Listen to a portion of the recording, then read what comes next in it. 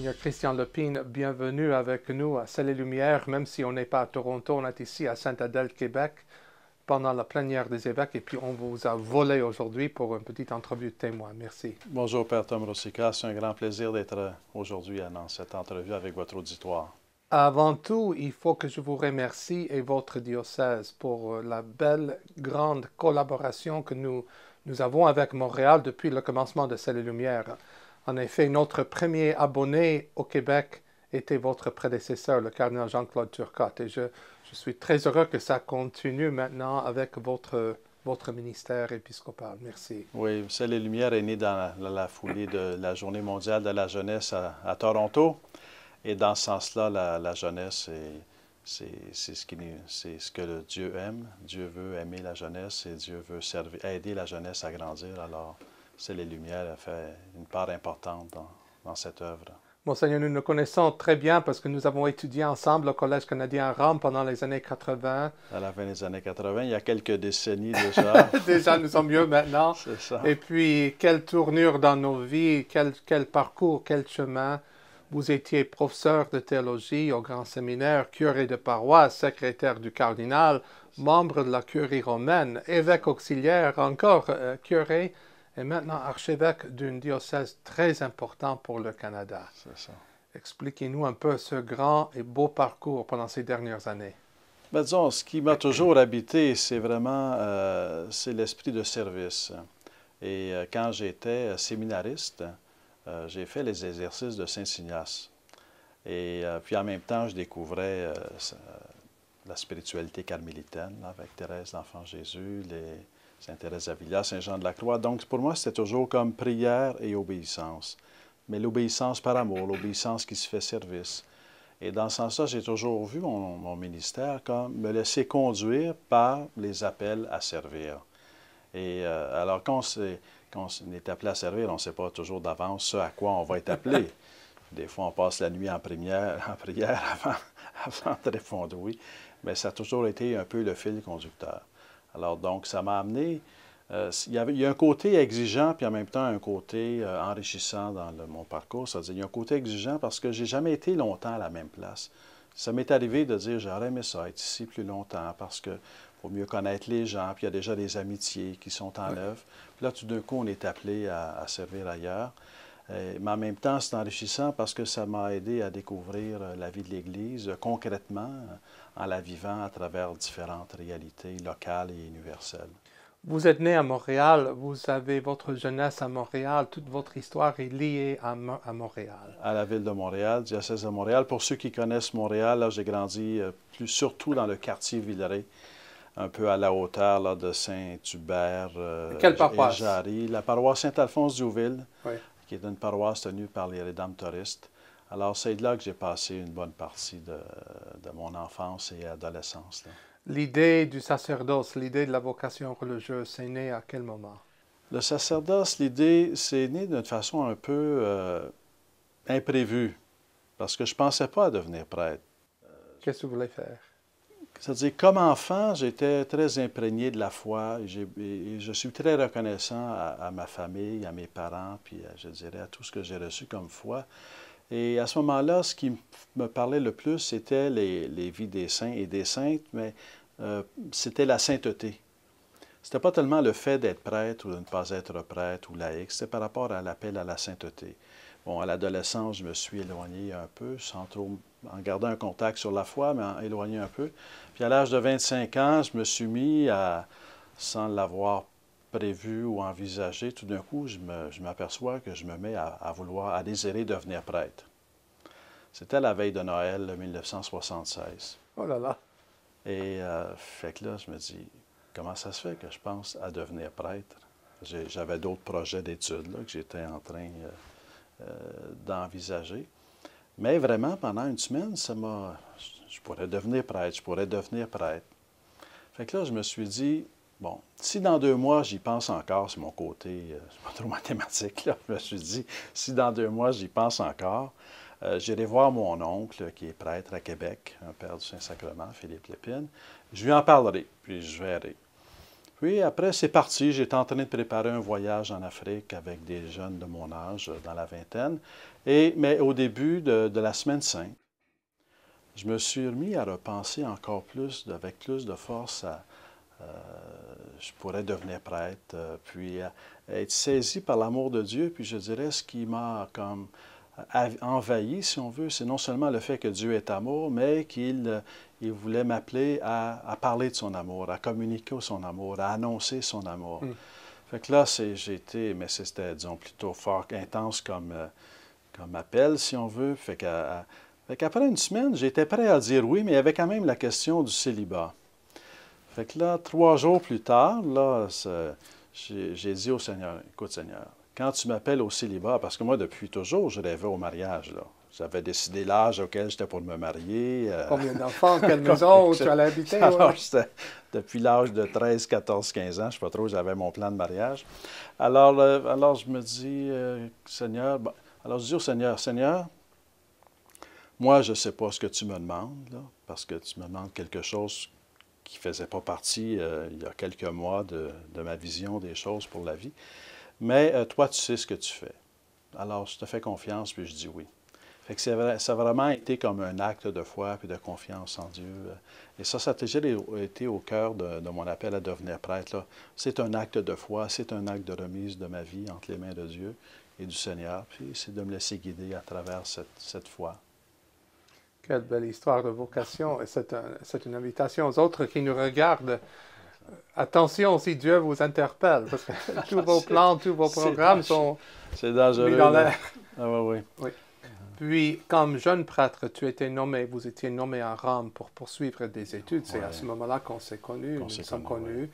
Et puis, quel est le rôle de Rome dans toute ta vie, la place de Rome? Parce que je sais que Rome vous a fait quelque chose. L'expérience de vivre au centre de l'Église vous a profondément marqué. Qu'est-ce que c'était?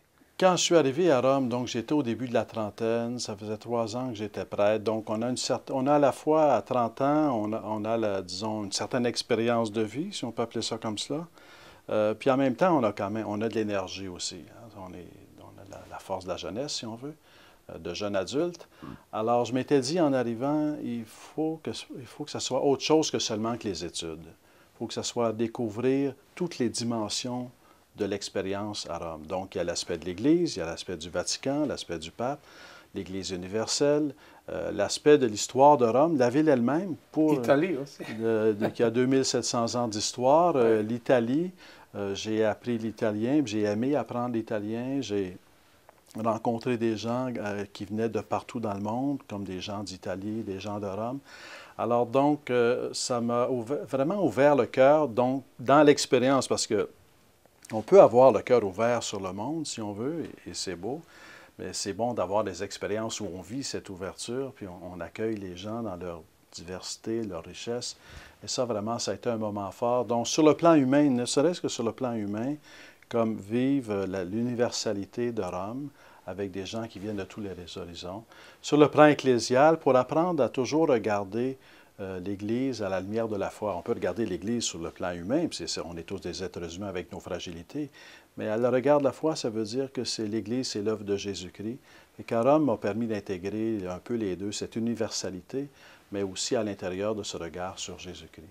Vous avez tant aimé Rome que plusieurs années après, vous étiez nommé encore une fois à Rome, membre de la curie romaine. Vous avez travaillé à la secrétaire d'État et en plus à la congrégation pour le culte divin. C'est ça. Alors, quelles expériences? Comment c'était ces deux mandats? Disons, ça a un peu comme confirmé et enrichi l'expérience de l'Église universelle parce que lorsqu'on travaille au Vatican, on est au service du ministère du pape, donc du ministère du successeur de Pierre. Et ce ministère a un impact sur l'Église entière, donc aussi à travers la planète. Et on reçoit des communications des églises comme de particuliers, des églises locales, des églises particulières comme d'individus qui nous parlent de leur vie, qui ont des demandes spécifiques. Et ça donne l'occasion d'être conscient de cette vie qu'il y a dans le monde, des besoins qu'il y a dans le monde, mais en même temps de Jésus-Christ qui est appelé à être annoncé partout dans le monde. Donc, ça a été très précieux comme expérience. On dit souvent que quand une église locale, une église d'un pays est trop renfermée sur elle-même, puis elle perd cette dimension internationale, il y a quelque chose qui manque. En voyant la situation de l'Église du Québec, l'Église de Montréal, l'Église chez vous, quels sont les risques pour que, quand une Église reste seulement entre elles, pliée sur elle-même, et quels sont les avantages d'une ouverture plus grande? Je pense que si on regarde l'histoire de l'Église au Québec, là, dans le fond, c'est lié à l'histoire de l'Église en Amérique du Nord, dès l'origine, à la fondation. Ça a toujours été une histoire d'une Église, disons, qui s'ouvre, qui se déplace, qui va à l'aventure, qui va annoncer Jésus-Christ, et en même temps qu'une Église qui se construit au Québec, si on veut. Ça a été, je pense, toujours un peu été dans les deux directions.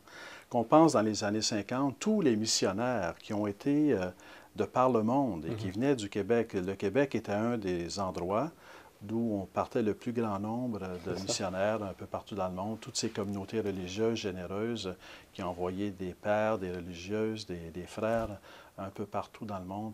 Donc, il y a une tradition d'ouverture sur le monde, il y a une tradition d'Église universelle, et dans ce sens-là, le fil conducteur, il est là. À travers les difficultés, ce qu'on découvre maintenant, c'est que nous aussi, on devient terre de mission. Alors, peut-être que 50 ans, on n'aurait pas prévu ça, là. Oui, c'est ça. Alors, c'est certain qu'on devient terre de mission. Donc, ça demande de se repositionner un peu aussi dans notre propre besoin, d'être accompagné dans la nourriture de la foi et dans la croissance de la foi. Mais c'est toujours sur le plan où, dans le fond, c'est à l'intérieur d'une Église, de l'Église universelle qu'on peut vivre cette foi. On arrive à l'été de 2011. C'est un été qui a changé votre vie encore une fois. Ouais. Grand changement d'être curé et puis devenir évêque auxiliaire de Montréal, ton diocèse.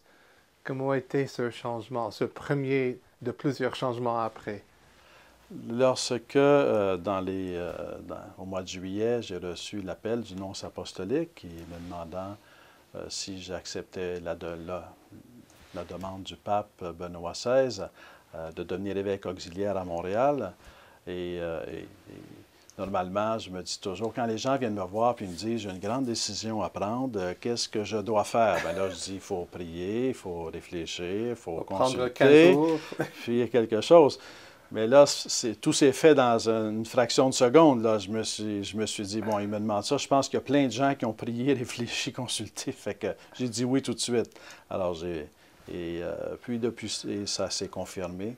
Mais j'ai dit oui en pensant à Pierre, à Saint-Pierre, dans l'Évangile, quand Jésus dit à Pierre, quand tu étais jeune, tu faisais ce que tu voulais. Là. Maintenant que tu es vieux, là, quelqu'un va t'attacher. C'est un autre qui va t'attacher la ceinture puis qui va te conduire. Ouais. Alors donc, fait que ça a été un peu dans un se laisser conduire que je suis entré dans cet appel. Et dans un certain sens, c'est un peu exigeant parce qu'il faut apprendre à se laisser de plus en plus conduire par le Seigneur. Mais le Seigneur est conduit à travers les événements, à travers les personnes, à travers les demandes. Alors, c'est un service. Vous êtes resté évêque auxiliaire seulement 6 mois à peine. Et seulement puis, autre appel du nonce apostolique un autre appel. Pour une autre nomination. Alors, aidons-nous à comprendre comment c'était cet appel, tes sentiments, les émotions, et puis la réponse. Disons, la première réaction, c'était de me dire, mais c'était déjà vrai comme évêque auxiliaire, mais encore plus comme archevêque, c'est que la mission est beaucoup plus grande que mes seules capacités ou que mes propres capacités. Et dans ce sens-là, ça me demande de faire encore un plus grand saut dans la foi. Mais comment je dirais ça, croyant au Seigneur et croyant en son Église, qui est son œuvre, alors j'ai dit oui. J'ai dit oui en sachant que j'étais bien petit pour réaliser cette œuvre. Et j'ai dit oui en sachant que dans un certain sens, plus que jamais, je ne pourrais rien faire sans Jésus-Christ, plus que jamais, et que je ne pourrais rien faire sans les autres non plus, plus que jamais. Alors donc c'était la fois de devenir un peu plus petit, si on veut. C'est un chemin où on devient de plus en plus petit pour être de plus en plus serviteur. Mais en même temps, c'est toujours un saut dans la foi, un pas dans la foi. Oui. Il y en a qui disent Christian Lepine marche sous l'ombre de Jean-Claude Turcotte, le grand cardinal qui était archevêque pour plusieurs années, un homme très aimé, un homme estimé, un homme du grand public. C'est ça. Un homme qui est connu dans toutes les agences de presse, la télévision. C'est ça. Est-ce que c'est vrai que vous êtes sous son ombre? Disons, le cardinal Turcotte a une présence très forte dans le diocèse de Montréal. Et c'est certain qu'autant lui était différent du cardinal Grégoire qui l'a précédé, autant j'imagine je suis différent du cardinal Turcotte. Ceci dit, je me vois vraiment davantage marcher à sa lumière. Parce qu'il y a, Très beau, très bien dit. il y a deux points qui faisaient partie, il y a plusieurs points qui ont fait partie du ministère du cardinal Turcotte, mais il y avait deux points qui sont comme essentiels et qui sont tellement au cœur de l'Évangile. Parce qu'à un moment donné, le cardinal Turcotte a dit, dans les moments difficiles, c'est difficile, mais c'est quand même une belle occasion. C'est l'occasion de redécouvrir l'essentiel. Et dans ce sens-là, et l'essentiel qui nous aidait à redécouvrir, c'est Jésus-Christ lui-même et c'est le pauvre. Donc, dans ce sens-là, il a transmis, je pense, un héritage très précieux. Remettre toujours davantage Jésus-Christ au centre de notre vie, mais aussi l'amour du pauvre. On ne peut pas cesser ou baisser les bras parce que la tâche est immense. Bien sûr qu'elle l'est, elle est plus grande que tout ce qu'on peut faire ou réaliser. Mais en même temps, c'est comme un combat constant ou un effort constant dans la confiance et toujours avoir cet amour du pauvre. Dans ce sens-là, je vois plutôt la lumière du cardinal voulant œuvrer à ce qu'elle se prolonge là, dans cette tradition de Jésus-Christ. Il y a 60 ans, il y a 50 ans que l'Église québécoise, l'Église au Québec, était une Église, il y a plusieurs qui disent triomphale, une Église d'un immense succès qui a envoyé des missionnaires partout. Les églises étaient pleines à craquer le dimanche, les séminaires, les congrégations religieuses. Il suffit de voir la grandeur des maisons mères, de combien de congrégations. Et 60 ans plus tard, on voit toute une autre réalité. Est-ce que c'est une occasion de désespoir ou d'espérance? Et si c'est d'espérance, où est-ce que vous puisez votre espérance? C'est certain que, disons, chaque époque de l'histoire a ses grandeurs et ses misères, si on peut appeler ça comme cela. Et c'est certain que le passé a eu sa grandeur de foi et possiblement et aussi ses limites. Et, alors, pour ma part, je n'ai pas d'explication magique à pourquoi est-ce que c'est arrivé. Mais on regarde les faits. On regarde les faits, puis l'idée, c'est que Jésus-Christ a été crucifié. Donc, regardez l'Église, l'idée d'une Église qui est éprouvée, d'une Église qui est affaiblie, c'est aussi apprendre à tourner son regard vers Jésus-Christ crucifié et trouver l'espérance dans l'amour. Parce que Jésus-Christ a non seulement été crucifié, c'est qu'il a aimé jusqu'au bout. Et dans un certain sens, l'appel qui nous est adressé à nous-mêmes, c'est d'aimer jusqu'au bout. Aimer tout le monde, aimer les gens, ceux qui viennent, mais aussi ceux qui sont loin. Être accueillant, à sortir de soi-même, aller vers les gens. Et ce programme d'amour que Jésus-Christ nous donne, il ne nous laisse pas nos seules forces pour le vivre parce qu'il est ressuscité, donc il nous donne la grâce de le vivre. Et dans ce sens-là, pour moi, c'est une force d'espérance parce que ce n'est pas seul que l'on vit cette difficulté, c'est avec la grâce de Jésus-Christ. Ce qu'il va nous demander, il va nous demander beaucoup parce que lui-même, il a donné beaucoup, fait qu'il va nous demander d'aimer jusqu'au bout. Mais en même temps, c'est une grande grâce que de dire, à travers les difficultés, on a continué d'aller de l'avant, on a continué d'aimer, on a continué de se donner, et la croissance appartient à Dieu, là, que Dieu... C'est comme Saint Paul dit dans sa lettre aussi. Ça. Il y a d'autres ceux qui vont planter, puis des autres qui vont un arroser. sème, un autre récolte, c'est ça. C'est ça. Monseigneur Lepine, le Seigneur va vous donner maintenant 15 ans, 20 ans de ministère épiscopal à Montréal. Vous avez un grand projet devant vous, vous avez des immenses défis aussi. Qu'est-ce que vous voulez et qu'est-ce que vous voulez que le Seigneur fasse à travers vous pendant ces 20 années à venir? Disons, je mettrais ensemble deux termes, foi et famille. Et dans la foi, c'est certainement un héritage de Jean-Paul II, mais avec beaucoup d'insistance aussi de Benoît XVI. C'est la foi comme rencontre avec Jésus-Christ. Et certainement que j'espère, en tout cas, œuvrer à ce que les gens, les baptisés, découvrent de plus en plus la foi comme une rencontre avec Jésus-Christ, grandir dans la rencontre avec Jésus-Christ, nourrir la rencontre avec Jésus-Christ. Et ça, je pense que c'est comme un fil conducteur, un axe à toujours mettre en œuvre et à toujours renouveler. Un autre aspect, c'est la famille. La famille, tout être humain est lié d'une façon ou de l'autre à une famille, quelles sont ses blessures, ses fragilités, ses richesses, ses forces. Et dans ce sens-là, l'idée, c'est que la famille est aimée de Dieu. La famille, Jésus-Christ, il n'a pas donné sa vie seulement pour chaque individu en particulier, il a donné sa vie aussi pour la famille. Et donc, pour que le plan de Dieu se réalise dans la famille. Alors, foi et famille sont deux axes qui sont déjà donnés parce qu'ils font déjà partie de la vie, mais ce que j'entends accueillir et renforcer davantage. Devant ce grand défi de Montréal, il faut trouver aussi les moments d'espérance et les moments de joie. Ouais. Puis j'aime beaucoup Montréal. Personnellement, j'aime beaucoup balader dans le vieux Montréal. Et puis c'est une ville de culture. C'est une ville qui bouge, une ville d'université, l'Université McGill, l'Université de Montréal. Et vous vous trouvez en plein centre. Vous êtes aussi dans une ville des saints et des saintes, entourée par les bienheureux, les bienheureuses. Tout le Québec, d'ailleurs, c'est la terre sainte du Canada. Quelle influence portent des saints et des saintes et des bienheureux, bienheureuses sur vous et sur votre Église? C'est certain qu'une des richesses de Montréal, c'est que quand on pense à son histoire, si on va aller jusqu'au bout, on pense à sa raison d'être, des missionnaires qui sont venus, on pense à des hommes et des femmes qui ont été canonisés. Donc, quand on parle de figures de sainteté, on parle non seulement de gens qui ont annoncé un message, mais de gens qui ont vécu l'amour, qui ont vécu la perfection de l'amour. La sainteté, c'est comme le témoignage de l'œuvre de la grâce qui nous transforme et qui nous amène à aimer jusqu'au bout. Donc, c'est un message à la fois réconfortant et exigeant.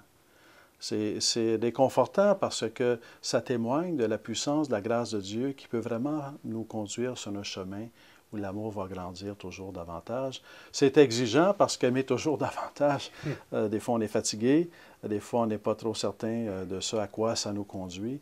Donc c'est un message, c'est un appel à l'espérance aussi. Mais cette exigence et cette joie, je pense, se renvoient l'un à l'autre lorsqu'on se laisse inspirer par non seulement l'exemple des saints et des saintes, mais par leurs prières, en recourant à leurs prières.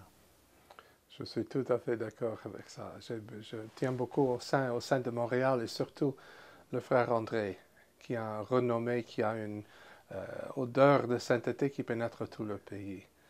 Monseigneur Lepi, une autre question pour la pastorale jeunesse. Il faut dire que la pastorale jeunesse de Montréal a un rôle très important pour tout le pays. Vous êtes vraiment béni d'avoir hérédité une pastorale jeunesse qui bouge. Quel est le rôle de la pastorale jeunesse dans la vie d'une Église? La pastorale jeunesse, c'est important parce que ça ne concerne pas seulement que les jeunes. C'est le témoignage que les jeunes apportent à toutes les générations. Alors, quand un jeune de 20 ans, de 25 ans dit je crois en Jésus-Christ, je veux être un disciple de Jésus-Christ, et qu'il va prier pour faire de l'adoration, et qu'il va s'engager auprès des pauvres, ou qu'il va chercher à mieux connaître sa foi, à ce moment-là, il le fait, il témoigne à d'autres jeunes, mais aussi il témoigne à des générations plus aînées que Dieu est toujours à l'œuvre. Dieu ne nous a pas abandonnés. Dieu est toujours présent. Et quelle que soit la situation sociale d'une époque, Dieu a le pouvoir de toucher les cœurs. Et certainement qu'aujourd'hui, il touche les cœurs des jeunes. Est-ce que c'est au point de vue quantitatif? Moi, je ne regarde pas les nombres. Est-ce qu'on voudrait que ça soit plus? Bien sûr. Mais il en touche déjà beaucoup de jeunes. Et on n'est pas toujours... c'est pas toujours visible qu'il touche les jeunes. Je donne seulement qu'un exemple. Mission Jeunesse a invité des jeunes de différentes régions de l'Ontario, du Québec, du Nouveau-Brunswick et d'ailleurs au Canada à une montée. Bon, 400-500 jeunes sont venus. Il y a eu des moments de catéchèse, des moments de prière, une procession eucharistique, des temps d'adoration. Et ce qui m'a frappé, c'est que la fin, le lundi où cette montée jeunesse à la clôture, c'était la joie des jeunes. C'était le fait que le jeune expérimentait la joie de croire en Jésus-Christ. C'était extraordinaire. Et il y a une joie à croire en Jésus-Christ parce que ça transforme vraiment nos cœurs et notre vie. Et c'était beau de les voir témoigner de cette joie sans même le vouloir, là, par leur seule présence, par leur seule joie. Déjà, ils touchaient le cœur des gens autour d'eux. Donc, il y a beaucoup à faire, mais en même temps, il y a beaucoup de choses que Dieu déjà a fait dans les cœurs. Donner une parole d'encouragement à quelques jeunes qui peut-être sont en train de regarder le jeune nouvel évêque de Montréal. Pourquoi vaut-il la peine de penser à la vie religieuse, à la vocation, au sacerdoce, au ministère dans l'Église? Lorsqu'on parle de vie religieuse ou de sacerdoce, il peut y avoir différentes motivations pour lesquelles les gens vont se penser à redécouvrir à se mettre en œuvre ce chemin. Mais en bout de ligne, si on veut, la ligne de fond, c'est que Dieu est amour. Puis la question, c'est, une fois que je découvre cet amour, mais ça présuppose découvrir l'amour de Dieu, c'est certain. Mais une fois que je découvre cet amour, il y a l'appel à répondre à l'amour. C'est de faire de notre vie une réponse d'amour à l'amour de Dieu. On peut le faire dans le mariage parce que le mariage est une vocation. C'est une vocation et c'est important de le souligner. Mais on peut le faire aussi dans la vie consacrée parce que la vie consacrée, c'est une vocation. Alors, qu'est-ce qui va faire que Dieu va en appeler à la sainteté dans le mariage et qu'il va en appeler d'autres à la sainteté dans la vie consacrée ou dans la prêtrise? Ça, c'est le mystère de l'appel de Dieu. Lui a la vision d'ensemble du royaume éternel qu'il est en train de construire. Là. Fait que la question devient, Seigneur, je veux t'aimer, tu m'aimes et je veux t'aimer. À quelle réponse d'amour m'appelles-tu? Sur quel chemin m'appelles-tu? Donc, c'est de chercher la volonté de Dieu, l'appel du Seigneur, dans la confiance que cet appel, il vient de son amour pour nous. Et une fois qu'il nous appelle à donner notre vie, de savoir qu'il ne nous laissera pas nos seules forces pour réaliser cet amour. Il nous donne sa grâce pour non seulement être appelé à l'amour, mais aussi pour être rendu capable d'aimer. Monseigneur Lépine, je vous remercie énormément parce que je sais combien est chargé le programme pour vous pendant cette plénière. Et je vous promets nos prières, notre amitié de Sel et Lumière et surtout, j'attends une belle et grande collaboration continuelle avec le diocèse de Montréal. Merci beaucoup d'être venu. Père Thomas Lucas, c'est un grand plaisir. Merci. Merci beaucoup. Salut.